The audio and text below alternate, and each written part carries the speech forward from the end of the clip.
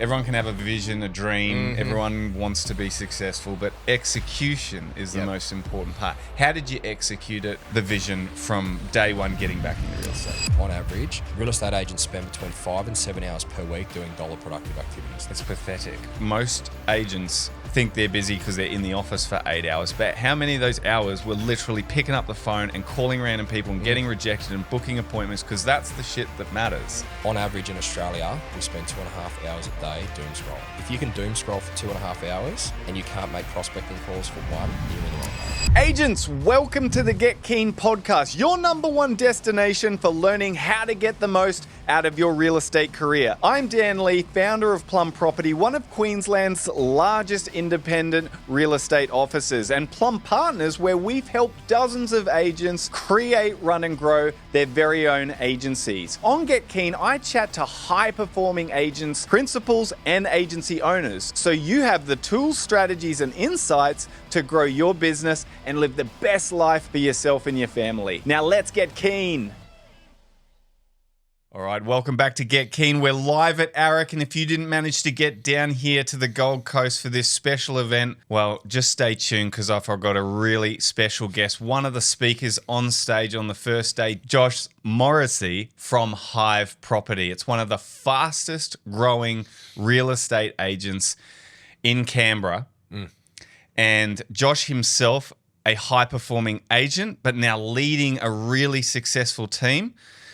There's a lot to do at the top, so there's a lot to learn here from Josh. I'm really excited to have him here. He's all over my social media. If you're not following him, where can we find you? What's your handle? Josh at hiveproperty.co and then Hive, I think it's hive at property.co. Josh at hiveproperty.co. hiveproperty.co. Yeah, just go Hive Property, but you'll find it. Find him. He posts all sorts of great educational content. He's here to serve the industry and help agents as well to reach their full potential. Thanks for coming on the show, Josh. Pleasure, Dan. Mate, and congrats on speaking at ARIC. It's a massive honour, and it's what a lot of agents aspire to one day do. So what was the feeling like getting asked to speak? Very humbling, I think. It forces you would know you do a lot of coaching and teaching, and I mean, this podcast is very industry geared, but when you're forced to reflect back and go through the toolbox to see what it took to get you where you are, it really makes you reflect and really makes you actually sharpen up as an operator, because you can actually go back and look at your own efficiencies, your own deficiencies, and it's a bit of an audit process. So that part of it was really good. And then the feeling was amazing. It was big auditorium. I think it was 6,000 agents. Yeah. New stage this year, News Corp were involved. So it was fun. It was good. Awesome. Yeah, it was really good. Mate, I missed it, but because I was doing the potty yesterday, so I want to get some of the gold out of yesterday's speech here. But take us back to the beginning. You've only been, it's quite a remarkable story. You've accomplished a lot in 10 years. Yep. You've been in business ownership for seven. Yep. That's not a long time to accomplish what you've done. What did you do before to, have the skill set to be able to do this? So I was in real estate for probably 18 months out of school. So I was always wanted to be involved in real estate. So I got in there, got my feet wet a little bit, but got out of real estate, I think I was 21, and then bounced around in the trades, got my trade. Did that till I was 27.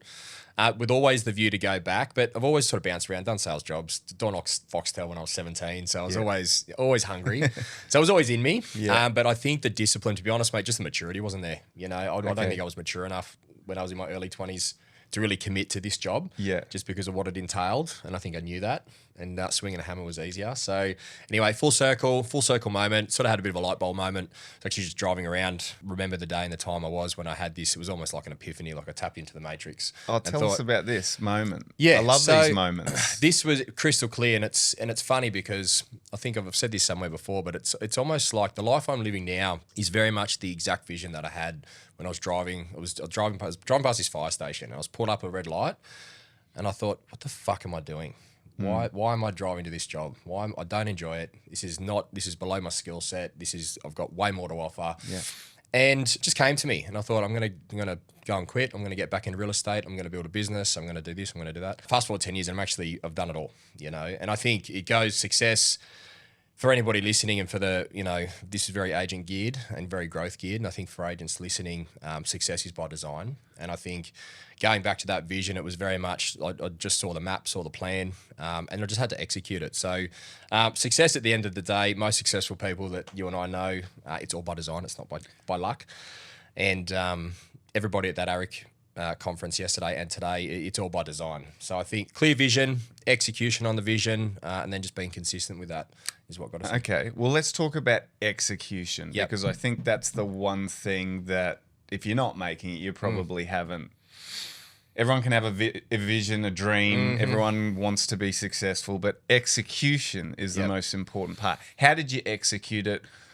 The vision from day one getting back into real estate. It was just a burn the ships mentality. So the execution just came from, I knew what I needed to do and I just did it. You know, I think What did you do?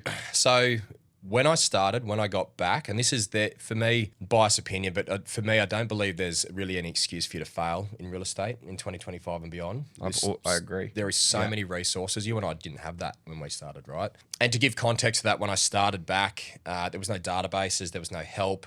And that's what you do really well at Plum Partners is offer a lot of support, back-end guidance, leadership, all that sort of stuff. You couldn't tap into any of that. There was no podcast to tune into. It was just you ask the agent next to you, hey, where do I find this in the CRM? You know, that was basically your training, right? Yeah. So how I did it was when I started, I got given the company that I worked for bought a rent roll, bought another business, had these old archive files. 3 big grey boxes full. And they said, call through that. And if you don't make X amount of appointments within the next 3-4 months, it's a hot desking. They sack you. Yeah. So it was the pressure. So I think the execution came from, and how I did it came from, well, I had a deadline. It's like, well, if I don't get in these doors or figure out how to do it, I'm going to lose my job and have to go find another job. So there was always a sense of urgency around it. Okay.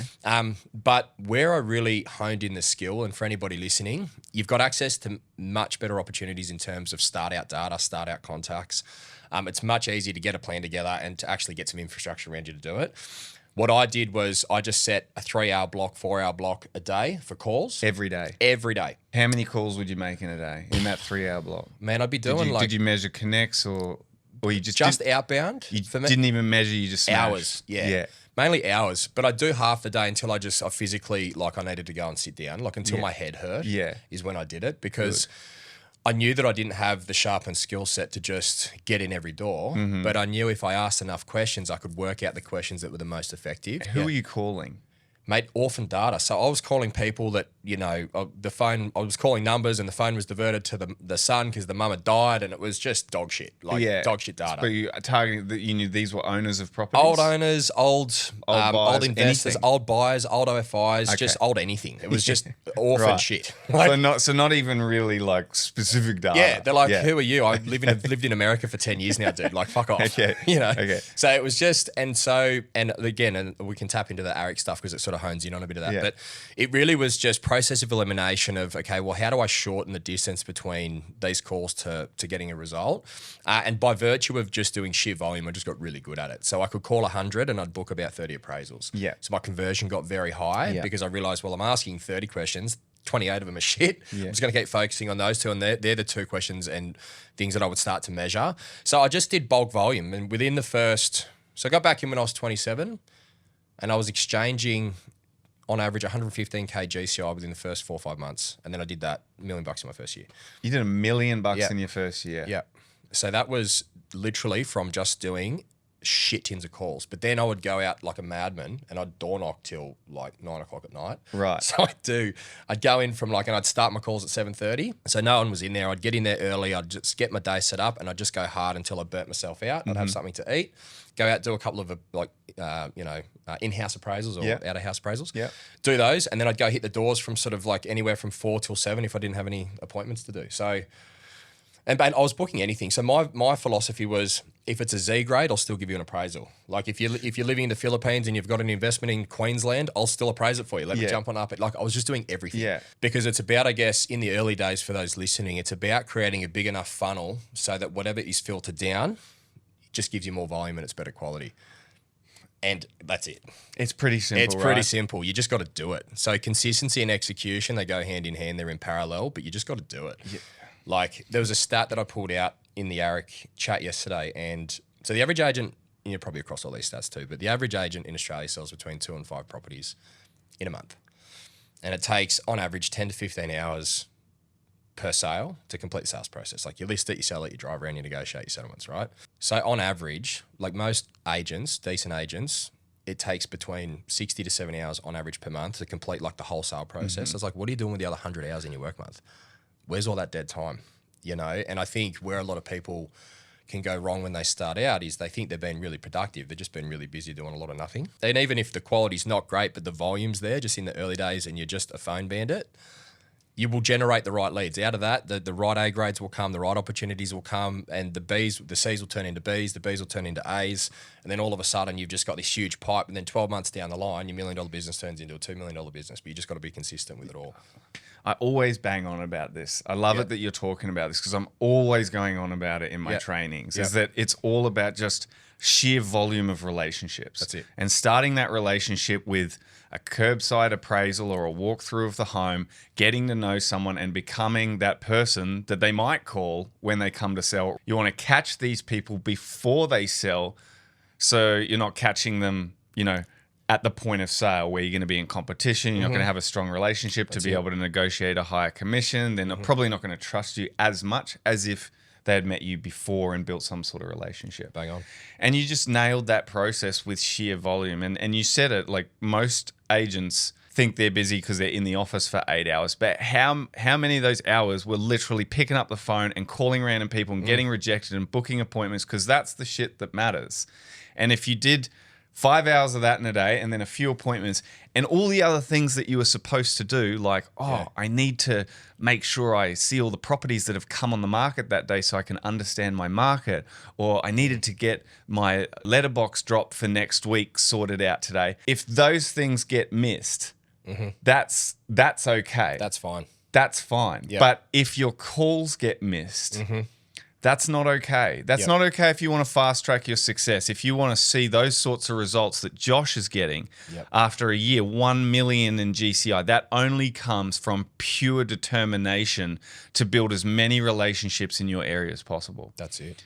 Nailed it, man. Mate, that's awesome. So after how many years, like you obviously had extremely quick growth off the bat with the sales. Yep. Which company were you working for at the time? PRD, so it's a nationwide company. And then I met my wife, who was also a real estate agent. And I ended up going to her company and we just sort of worked together as a team and then started Hive after that. Oh, okay. Yeah, so PRD is another company, Luton. And then from Luton, we did Hive. So just two companies. Yeah, nice. Did she own the Luton or she was a sales agent at so two separate agents? Yeah. Oh, what a romantic love story, eh? Hey, two agents that meet together and fall in love and then start their own agency and buy a house. Oh, that's beautiful. They even called it Hive, their little Hive. Little Hive. Nice.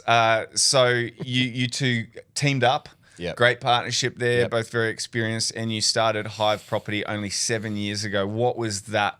You know, what did you do to get that off the ground? You know, let's take that execution that you did as an agent. What did you do to execute the business? Hey guys, just quickly, if you're loving this content and you're a real estate agent that's already thinking what it might be like to have your own real estate business and brand, then check out the show notes. There'll be a link to our Plum Partners website where you can leave an inquiry and me or one of my team members will reach out. We help agents to create, run, and grow their own real estate business and brand so they can earn more and set up a better future for themselves. So get keen, get in touch. Now let's get back to the episode. 100x of what I just said. Yeah. Yeah. Okay. On a massive scale. So, and I guess because the formulas, like the laws and principles of business are the same, whether you're selling bananas or houses, whether you own the business or you're just selling the houses working as an agent, it's just the same. So it's easily scalable. You just got to do the work.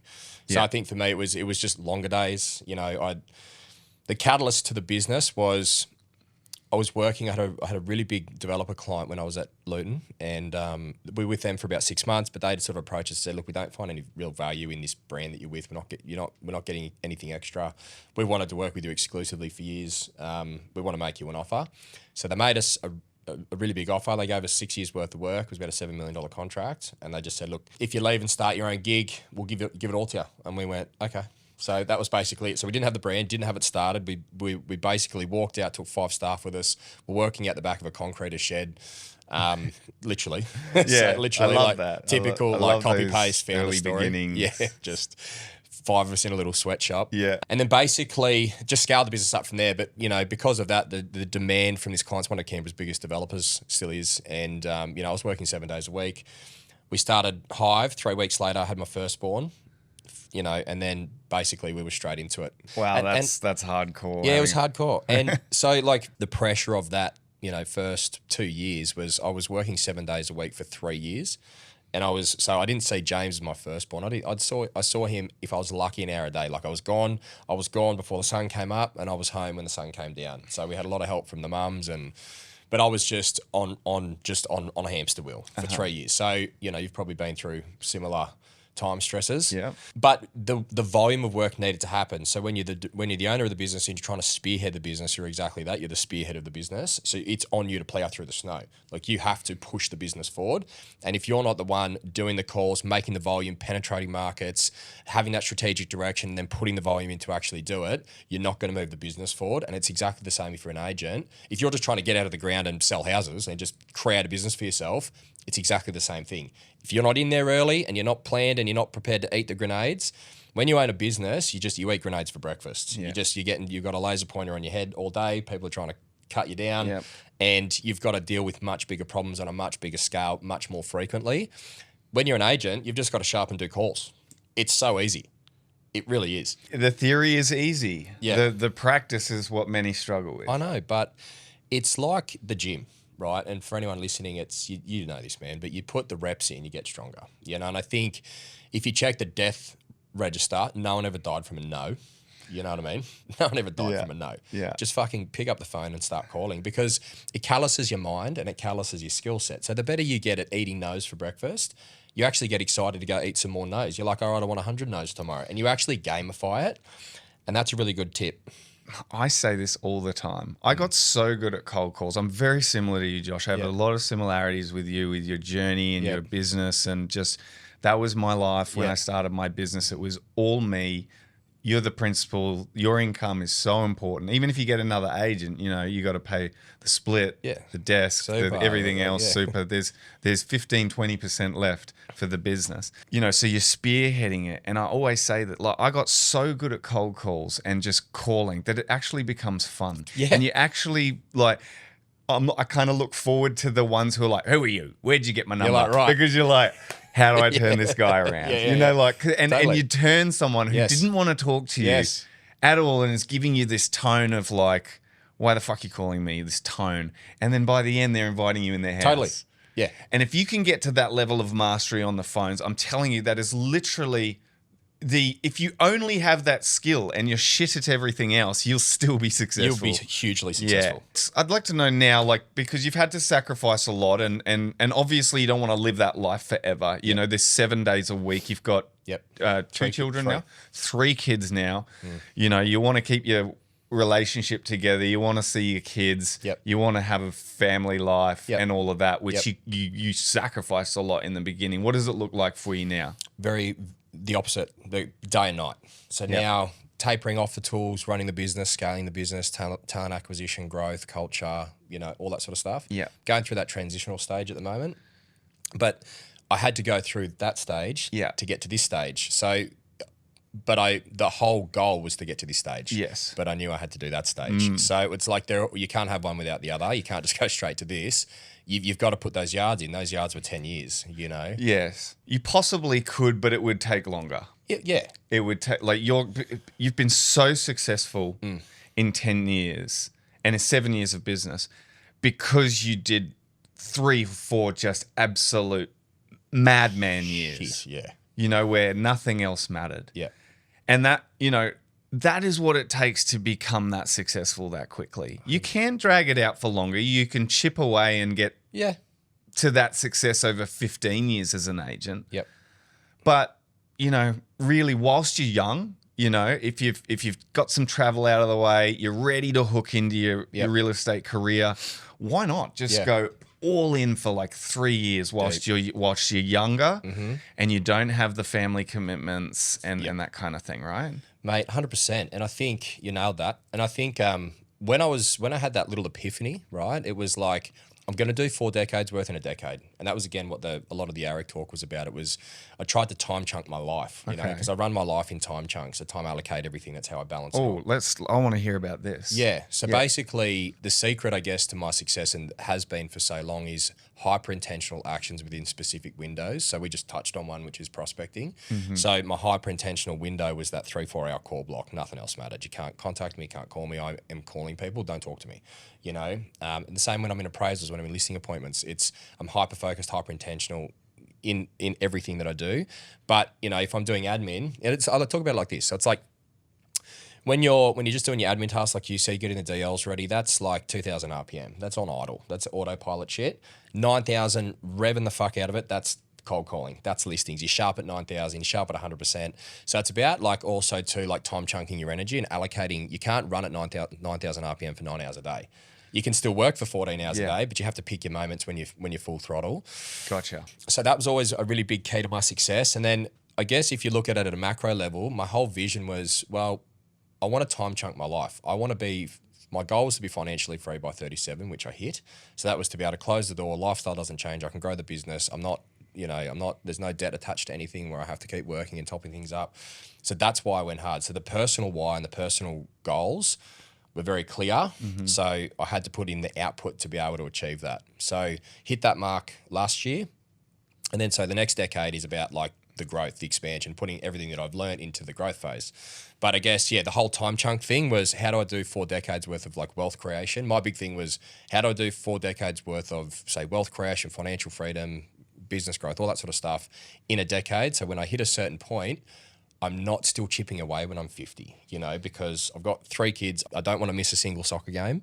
So I was like, how do I do that? Well, when I'm 27, from 27 to 30, I need to call everybody in Canberra, and I need to, like, my ears need to bleed. So, because if I know that that's going to matter to me when I've got kids, because once you're locked in and you haven't, it's hard now, easy later, and the other way around, easy now, hard later. So if you put in the work now, things become easy later, and you've got the options and you can do that sort of stuff. But the time chunking, time allocation, intentional actions within specific windows, that is an absolute hack. And another one that we talked about at ARIC is, and this is a really good one for your listeners because they're all going to be agent based, print off a 15-minute diary, print off a 15-minute calendar. Listeners, if you haven't done this already, time track your day for 2 days, right? 48 hours, and see where you're being efficient, see where you're being deficient, see where you're being busy, and see where you're being productive. On average, real estate agents spend between 5 and 7 hours per week doing dollar productive activities, like you said. It's usually an hour a day. 5 to 7 a week. A week. It's pathetic. Right? So do a time audit on yourself and you'll go, fuck, I actually spent 3 hours fucking around with my DLs when I could have spent that 3 hours on the phones. Another great stat for your listeners, and this stuff should really hit home. Like, guys, if you're listening and you're trying to level up your business, which is the whole point of this podcast, on average in Australia, we spend 2.5 hours a day doom scrolling. So if you can doom scroll for 2.5 hours, and you can't make prospecting calls for 1, then you're in the wrong game. And your priorities are fucked. So I think that you're looking at this business through that prism of a time prism and an intentional prism and an action prism, like you said. An execution prism is the way you need to look at it, because we've all got the same 24 hours in a day. What are you doing with it, and where are you wasting it? Yeah, and being super efficient with those blocks, like as you said, you're going 100% in those intense blocks, right? So here's another thing I see agents do, and this is a mistake. Oh, I'm going to do my calls. I'm going to do my calls from 10 till 12 a.m. or whatever. Yeah.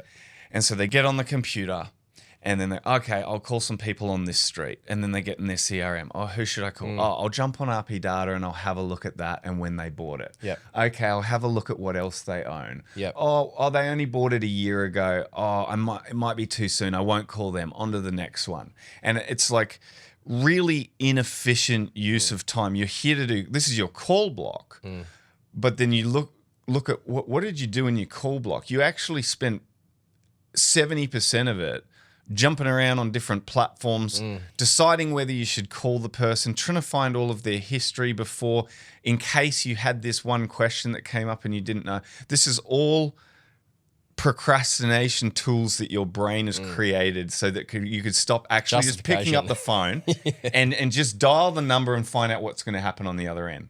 That's it. Right? Like intention, like call session. Yep. This is what it looks like for Josh Morrissey. Yep. Right?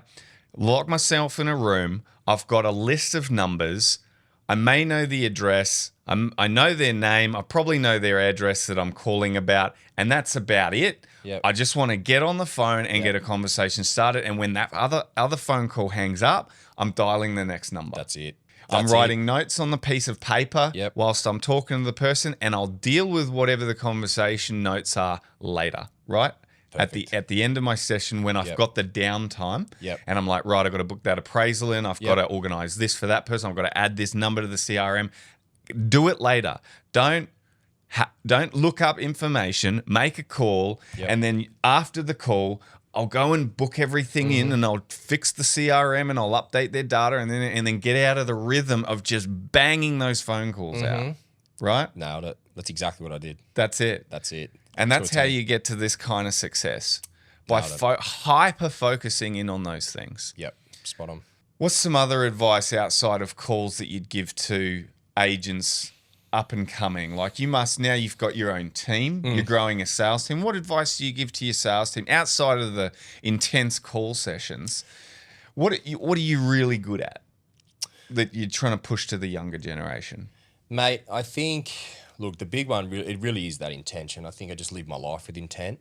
I think with my guys, it's about, we talked earlier about having a plan, but look, the really big thing is about reinforcing the consistency, having the plan, touching with that plan every day.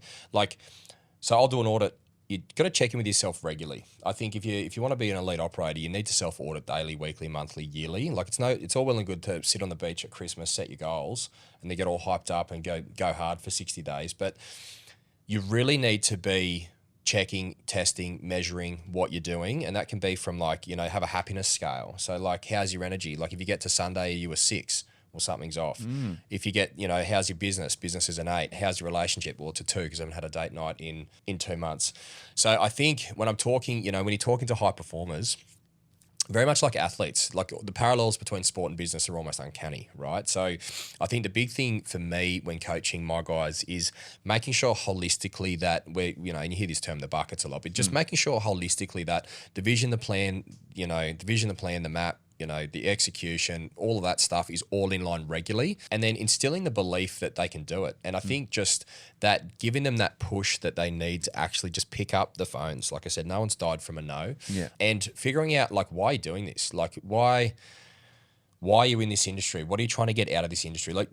Business is generally just a tool, right? Work is a tool to create a lifestyle most of the time. And yeah, we all love it. We love selling property and we do love that. But you also love things the better you get at them. So the better you get at something, very true. You actually like it more. Like you said, you once you started gamifying, you're like, all right, we'll see how I can turn this guy. Yeah. You actually just want to do it more. And then your business, which is your work, actually then becomes your hobby. So that ends up going into another bucket. And it's about sort of synergizing and making this business very holistic because it very much is a lifestyle business. But I think advice to who I would give to anybody starting out, the advice I give the guys in my team is just get crystal fucking clear on the vision and why you're doing it. Because the how, the why, if you take care of the why, the how takes care of itself. Yeah. If the why is so clear, it could be as shallow as buying a Beamer. Guys, there's going to be people listening that just want a new car. That's fine. But what about the bigger goals? Well, I want a nice wedding for the missus. I want to be able to set my kids up when I have kids in 2 years. I want to be financially stable. Well, hit the fucking phones. It's not going to happen unless you hit the phones, hit the doors, and show up with intent. Yeah. The other thing I'd say too is set your hit list on a Sunday. So set your week up to Sunday night. Don't ever go to bed with anything on your mind. There's a saying, there's this cat food analogy where if you forget to get the cat food for the cat on the way home, that actually takes up just as much brain space as it does with a critical task. Because brain space is brain space, right? So it's you need to move at efficiency and to move at speed, all these little self hacks and 1%ers that you can do as a startup agent or an experienced one. Clearing your mind the night before, setting your day up the night before. So when you open your eyes, your day's already set. You're rolling into the office. I know what my call list is. So set your call list up the night before. Well, I'm calling through these 3 streets. This is what I'm going to say. Think about it the day before. So when you do it, you've already thought about it. That's a really big hack. Yeah. Yeah. Awesome. And once you get into that rhythm, it just becomes the mechanics of your business. And then that's just how you operate. And then when you get staff, it's infinitely scalable because you've got a system in place. If you don't have a system in place, you can't scale shit. But you need to have a system. You know what I mean? Otherwise, you're just buckshotting and you're just showing up, you appointment here, call there, you're fucking all over the place. you got to have a structure. And I think the best, if you can unlock the best structure for yourself, if you've just started, even if you're experienced and you've got a shit structure, but the quicker you can like time audit yourself, just do like a bit of a life audit and just get your shit together. The better the structure, the better the business, you know? And then a bit of intent, bit of, you know, consistency behind that, you've got a really successful agent. Mate, that is words of wisdom here from a man who's done it all. The hard yards, the huge slog, rising to success, one of the most successful agents in Canberra, Hive Property, and Josh Morrissey, mate, that was jam-packed full of just awesome wisdom for anyone in real estate. I really appreciate you coming on the show and sharing your experience Pleasure, with us. brother. All right, brother. Thanks, man. Appreciate it. Thank you for tuning into the Get Keen podcast. If today's episode inspired you, please show your support with a 5-star review on Apple Podcasts and Spotify. And make sure you subscribe on your favorite platform too. Don't stop there. Join our community of forward thinkers by connecting with me on social media at Dan_Lee_Plum.